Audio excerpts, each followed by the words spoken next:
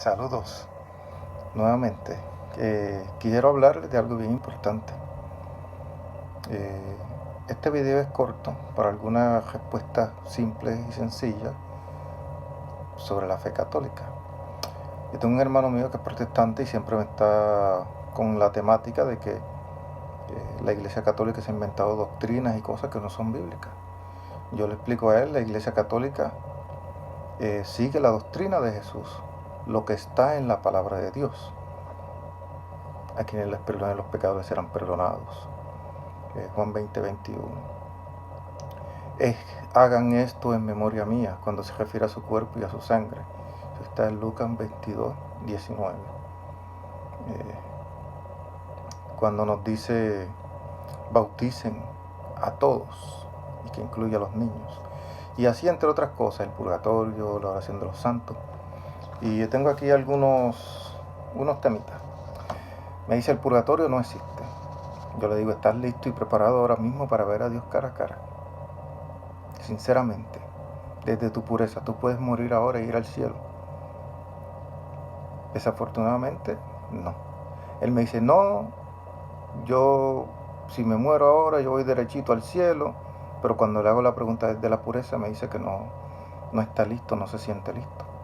Pues tenemos que ir todos a ese sitio de purificación, como lo dice en 1 Corintios capítulo 3, versículo 10 en adelante. Nos habla de que todos tenemos que pasar por el fuego que va a purificar la obra de cada cual. Mateo 5:25 nos presenta la parábola de un juez y alguien que tenía una deuda. Y el que tenía la deuda, que cuando fue delante del juez, el juez fue y lo mandó preso en una cárcel hasta que pagara el último centavo. Y ahí se presenta la doctrina del purgatorio. La palabra purgatorio no existe en la Biblia, pero la doctrina sí, y la enseñanza sí. Son las enseñanzas que nos dio Jesús para que nosotros supiéramos vivir nuestra salvación, vivir nuestra cristiandad, nuestra unidad con Él.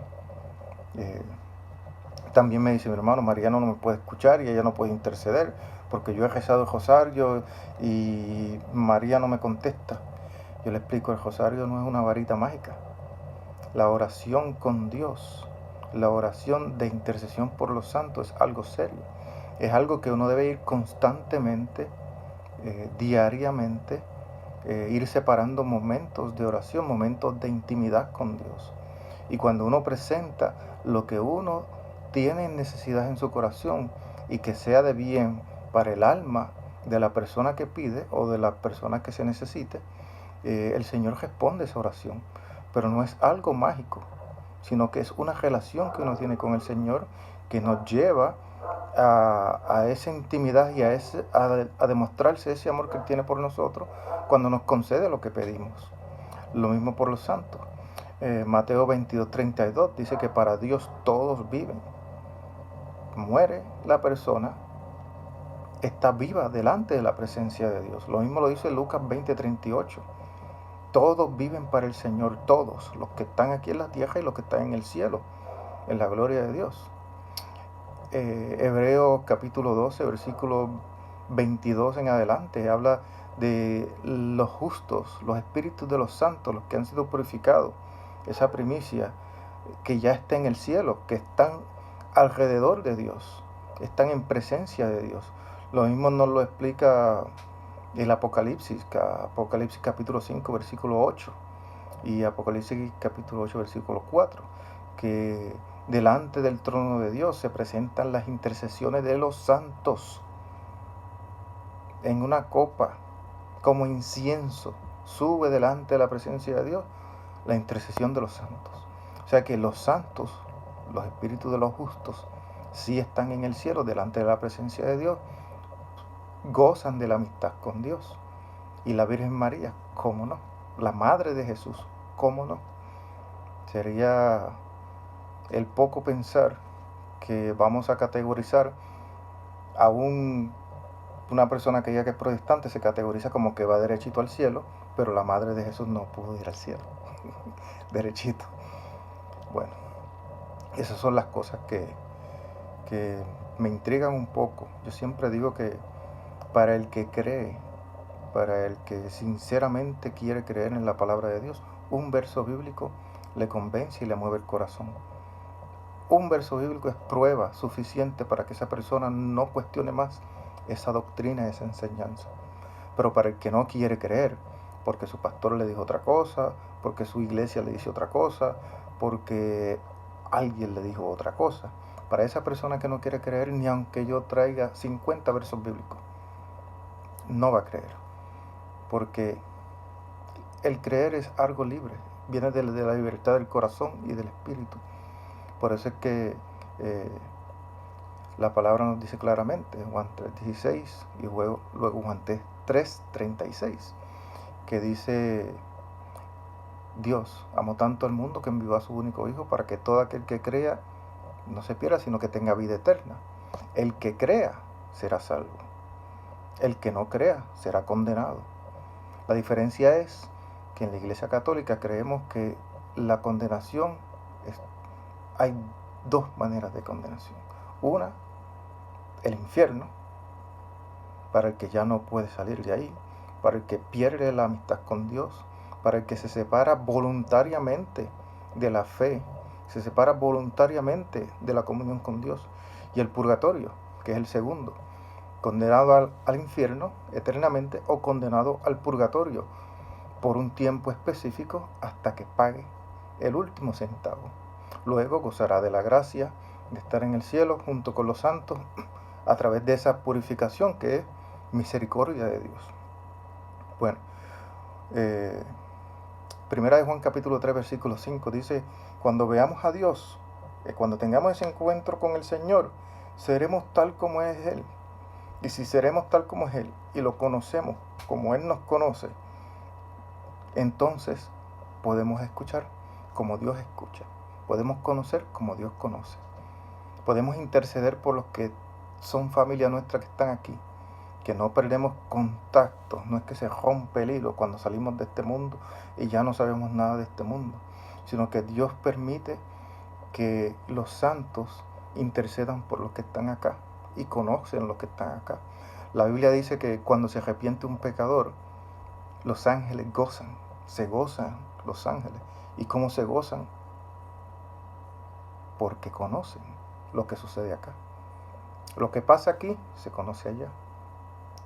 Por eso también cuando Jesús nos habló de el rico Epulón y Lázaro, no habló de que se fueron a dormir los dos y ya hasta el fin del mundo, no. Jesús dice: yo soy la resurrección y la vida. El rico fue a condenación de un lugar que no podía salir. Y Lázaro fue al seno de Abraham. De allí él podía salir. Pero en el seno de Abraham estaba junto a los santos. Estaba vivo, no estaba durmiendo, estaba consciente. Y el rico le pidió a Abraham que mandara a Lázaro donde sus hermanos, porque sus hermanos seguían en pecado, hacían cosas en pecado.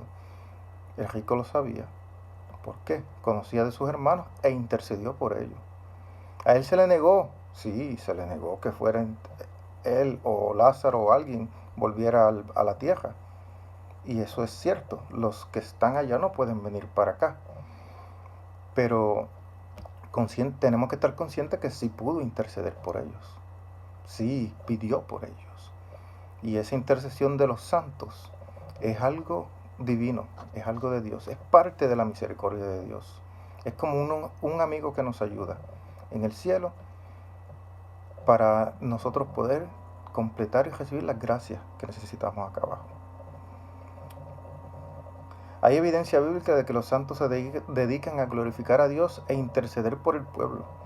Jeremías capítulo 15 versículo 1 nos dice: ni Dios hablando al pueblo de Israel, ni aunque viniera delante de mí Moisés o Abraham, no les daría esto.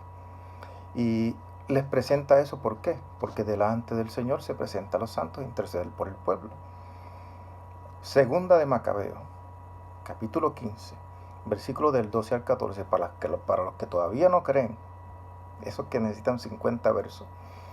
Ahí nos dice que el sacerdote estaba en oración y se le presentó un hombre barbudo, con barba blanca, con vestido blanco, y presenta quién era esa persona y nos identifica que ese era Abraham, el que ruega por el pueblo de Dios.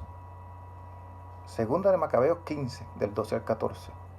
Abraham, para ese tiempo, el tiempo de ese sacerdote, que ese sacerdote tuvo esa visión, llevaba ya 400 años muerto.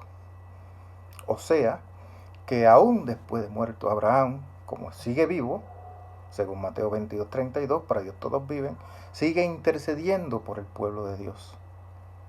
Sí, los santos sí interceden por nosotros.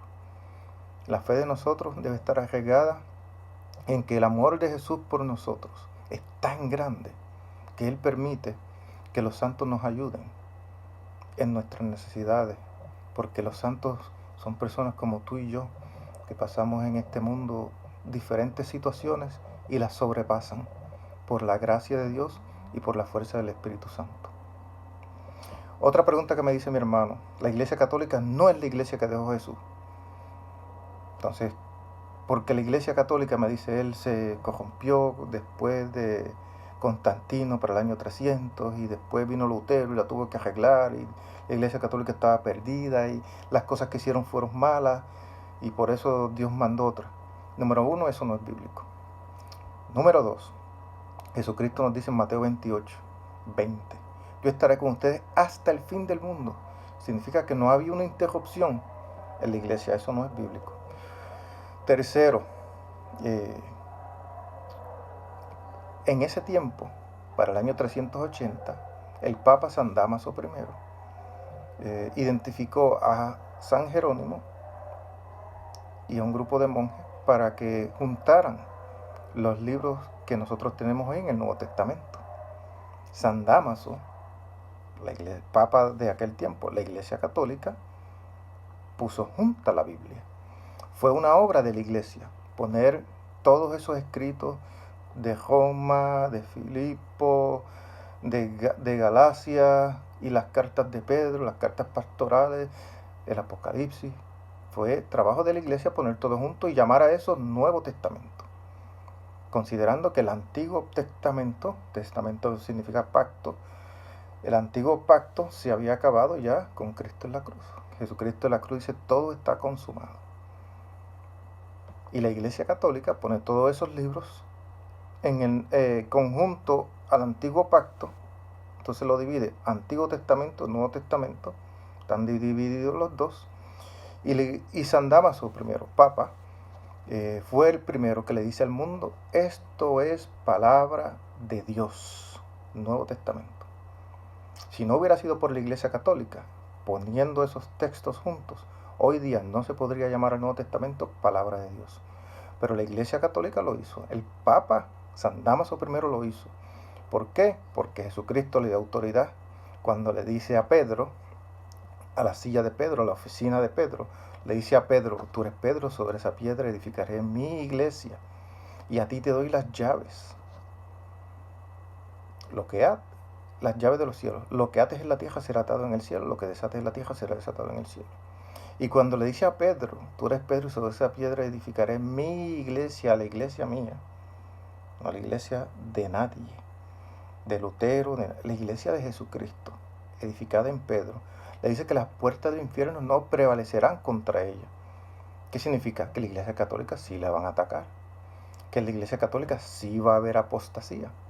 Eso lo vemos claramente con Lutero, que en la Iglesia Católica el mundo la va a atacar y siempre van a estar hablando mal del Papa y de los obispos y de las tradiciones, y sí, va a haber ataques, pero el demonio no va a poder prevalecer sobre la Iglesia. Eso es promesa de Cristo.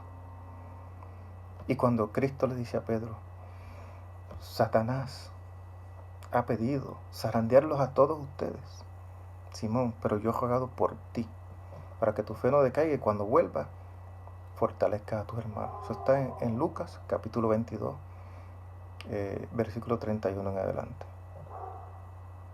Hasta la próxima. Y vamos a continuar este tema. Gracias. Dios les bendiga.